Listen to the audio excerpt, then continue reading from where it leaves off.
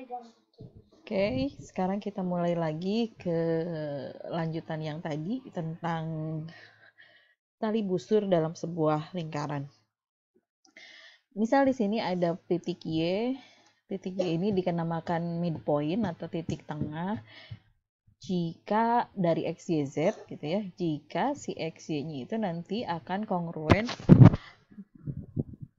dengan busur YZ. Ini midpoint dari busur ya, yaitu.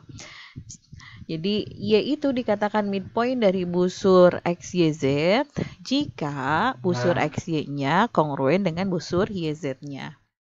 Nah, beberapa garis, segmen, atau ruas garis yang memuat Y dan memotong busur XYZ itu akan kita bahas nanti di teorema-teorema yang ada di bawah ini.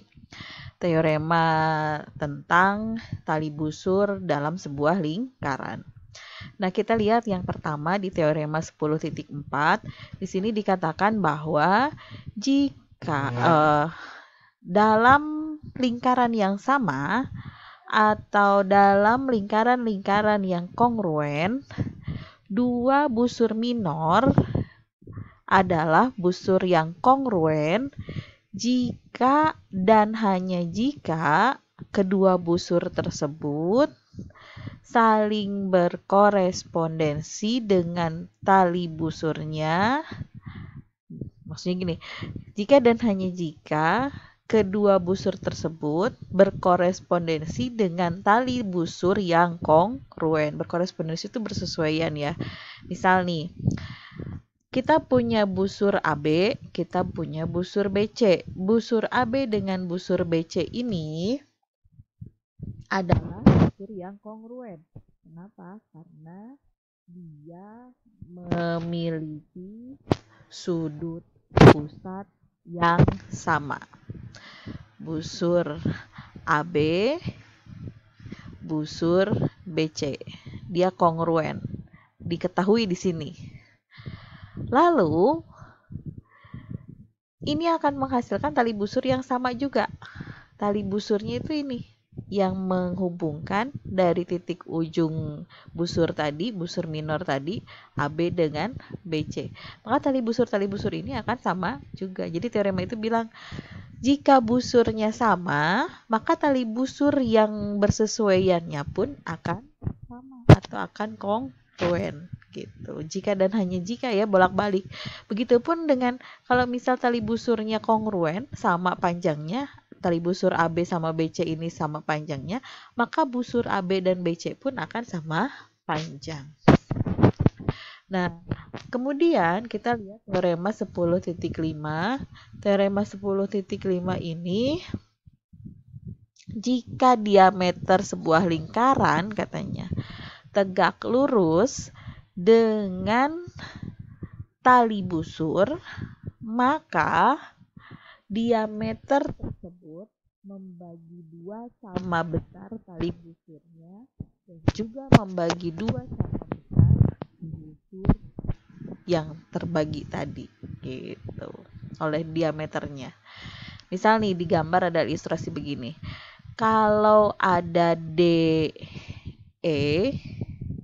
kemudian EF, DE ini merupakan titik potong tali busur oleh diameter dan titik potongnya itu di tengah-tengah, maka nanti akan menyebabkan si busur DG dengan GF pun sama panjangnya. Tadi kalau tegak lurus, kalau kita punya tali busur DF, kemudian diameternya itu tegak lurus dengan DF, maka ini akan terjadi perpotongan dua garis pada titik E, dan titik E ini merupakan titik tengah dari DF. Jadi DE dengan EF itu pasti kongruen dan DG dengan GF pun akan kongruen. Kata kuncinya ini, jika diameternya memotong tegak lurus tali busur. Akibatnya ini, DE dengan EF kongruen, si perpotongannya itu merupakan titik tengah, begitupun perpotongan busurnya mengakibatkan busur yang dipotong oleh garis tegak lurus itu sama panjang gitu, terpotong sama panjang, ukurannya sama atau kongruen. Nah, kita lanjutkan di sini teorema 10.6. Jika sebuah tali busur adalah merupakan garis sumbu dari tali busur lainnya. Jadi garis sumbu tuh garis tegak lurus yang membagi dua sama panjang tali busur lainnya, maka tali busur yang tadi yang membagi dua sama panjang tali busur lainnya itu adalah sebuah diameter katanya. Ilustrasinya kita bisa lihat di gambar sebelah kanannya. Kalau ada tali busur katakanlah JK, dia membagi dua sama panjang dan tegak lurus terhadap tali busur lainnya, katakanlah tali busur ML di sini, maka nanti si JK ini merupakan diameter lingkaran. Itu teorema 10.6. Kemudian kita lihat lagi di sini kita ada contoh nomor 4. Kita mau menggunakan teorema 10.4. 10.4 itu tadi bilang bahwa tali busurnya sama, maka busurnya pun akan sama. Busurnya sama, dua busur sama, maka akan mengakibatkan tali busurnya sama. Tali busur yang bersesuaian tentu saja ya. Kita lihat di sini. Gambar ini AD itu 2x derajat. Kemudian CD itu besarannya X ditambah 40. AD dengan CD ini ada mak sama, kongruen. Artinya si busur AD dengan busur CD itu juga busur yang kongruen. Dengan demikian besarnya ini yang AD 2x itu akan sama dengan besar busur CD, X ditambah 40. Jadi X-nya ini akan sama dengan 40. Nah, kita lihat di sini kita mau mengaplikasikan teorema 10.6 untuk mencari di mana sih pusat sebuah lingkaran gitu. Kalau lingkarannya ada, tapi kita nggak tahu pusatnya ada di sebelah mana. Caranya, misal ini, ambil dua tali busur atau gambar dua tali busur sembarang dimanapun, kemudian buat perpendicular bisektor atau garis sumbu yang membagi dua tali busur tersebut. Jadi ini yang tegak membagi dua garis tali busur yang bawah, kemudian ini yang di samping membagi dua tali busur yang di samping. Nah, nanti perpendicular bisektor ini akan berpotongan pada satu titik. Titiknya inilah yang sebut sebagai pusat lingkaran, atau titiknya ini yang menjadi pusat lingkaran, perpotongan dari diameter-diameternya. Kan tadi bilang bahwa di teorema 10.6 itu kalau kita punya tali busur memotong tegak lurus dan membagi dua tali busur lainnya, maka si tali busur tersebut adalah diameter. Perpotongan diameter-diameter ini ya ada pada sebuah pusat lingkaran gitu. Jadi kita bisa menemukan pusat lingkaran dengan menggunakan teorema 10.6. Sekarang kita lihat aplikasi tali busur yang lainnya. Di sini ada masonry hammer katanya. Masonry hammer itu kayak gini. Jadi has hammer on one end and a curved peak on the others. Jadi dia punya sisi buat malunya di sini, satu lagi nge-curve yang di ujungnya itu membuat sebuah kurva gitu. Ini disebutnya sebagai masonry hammer. Terus dibilang di sini temukan center dari circular. Jadi kalau misal si hammer ini kita putar gitu ya, the peak work best if you swing it along circular curve. Jadi si hammer ini bakalan bagus ininya jika kita swing along a circular curve katanya. Jadi kita harus swing ini, mengayun ini sehingga nanti membentuk kurva yang sirkular. Temukan di mana center dari sirkular ayunan yang sirkular tadi, yang melingkar tadi. Sekarang gini, kita harus menggambar segmen dari yang membuat lengkungan tadi kan ya, dari A ke B ke tengah-tengah si hammer ini. Kemudian dari top hammer yaitu tadi kita menggambar dari sini ke sini. Kemudian kita gambar midpoint dari A ke B dan harus tegak lurus. Jadi perpendicular bisektornya. Kita buat perpendicular bisektor AB. Perpendicular bisektor AB ini kita peroleh adalah CD. Nah, kemudian dari A ke ujung hammer ini buat sebuah garis juga. Itu.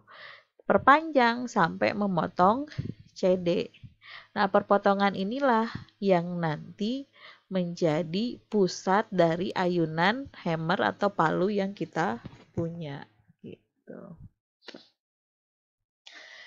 Oke, ini tentang teorema 10.4 sampai 10.6. Sekarang kita lihat teorema berikutnya, itu teorema 10.7. Teorema ini mengatakan bahwa dalam lingkaran yang sama atau lingkaran yang kongruen, dua tali busur adalah kongruen jika dan hanya jika mereka atau tali busur tersebut berjarak sama dengan titik pusat lingkarannya. Jadi kita punya tali busur di sini AB, CD. Tali busur ini kongruen. Jika dan hanya jika jarak itu berarti kan garis tegak lurus dari titik ke tali busur ini ya. Titiknya titik pusat. Jarak ini pasti akan sama. EF dengan EG itu pasti akan sama. Gitu. Teorema ini bilang demikian. Atau sebaliknya, kalau EG dan EF-nya sama, maka nanti tali busur ini juga akan sama atau kongruen. Nah, kita mau menggunakan teorema ini untuk menyelesaikan contoh 7 di sini. Kita tahu AB 8 katanya, DE itu 8 juga, kemudian CD-nya 5, kemudian kita disuruh menemukan berapa sih EF. EF ini berarti kan jarak tali busur pada lingkaran. CF ini pasti akan sama dengan CG. Kenapa? Karena AB panjangnya sama dengan DE. Sekarang kita tinggal cari CG aja. Cari CG dari mana? Dari segitiga CDG. DE-nya diketahui 8. CG ini tegak lurus. Di teorema sebelumnya kalau dia tegak lurus, pasti dia perpendikular bisektor, membagi 2 sama panjang. Berarti DG dengan GE sama. DE itu 8, DG dengan GE sama, berarti DG-nya adalah 4. Kalau CD 5 sisi miring 5, DG-nya 4, berarti satu lagi triple Pythagoras itu CG pasti 3. Gitu. Triple Pythagoras ya, 3, 4, 5. Right triangle katanya. Jadi CG pasti 5. Kalau CG 5, CG dan CF ini sama. Kenapa? Karena busur-busurnya tadi sama. Berarti CF juga 3. Gitu. Nah, selesai untuk bagian ini. Kita coba lihat sedikit. Ukuran busur 170. Apakah busur ini busur mayor atau busur minor atau semicircle? Kalau lebih dari 180 busur mayor. Kalau sama dengan 180 busur semicircle atau setengah lingkaran. Kalau kurang dari 180 busur minor. Gitu ya. Nah, jadi ini adalah busur. Oke, karena dia kurang dari 180, ini adalah busur minor. Oke, konsep ceknya nanti kita lihat lagi masing-masing. Part ini selesai sampai di sini, kita lanjutkan pada part berikutnya. Terima kasih.